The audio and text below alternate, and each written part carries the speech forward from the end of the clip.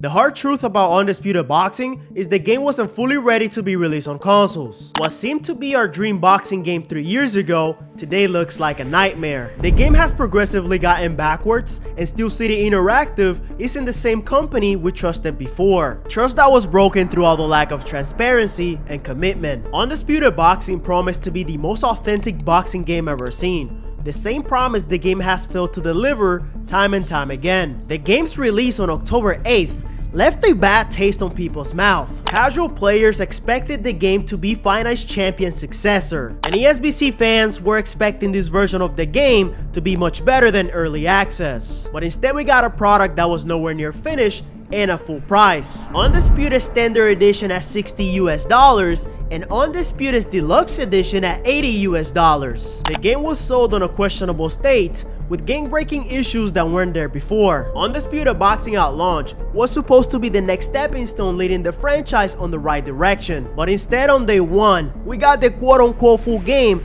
with bugs and glitches that weren't there on early access, and paid DLC fighters players couldn't use online. As you will imagine, people were upset and confused by the lack of transparency of the company, and others felt robbed as they couldn't use their favorite boxer in the new boxing game on a boxing match online. The reality is, Undisputed Boxing wasn't ready to hit the market, and the game's release proved that, and it feels like production was rushed in order to meet a certain quota. The way this game has been handled post-launch is very telling about the studio's priority. Despite the overwhelming feedback by the Undisputed community, SCI chose to prioritize paid DLC as the main pitch when it comes to delivering updates. The single decision that has made people skeptical about Undisputed Boxing as a game. SCI's next move is critical for the company. It will literally make or break the game. Will they redeem themselves or keep making the same mistake update after update?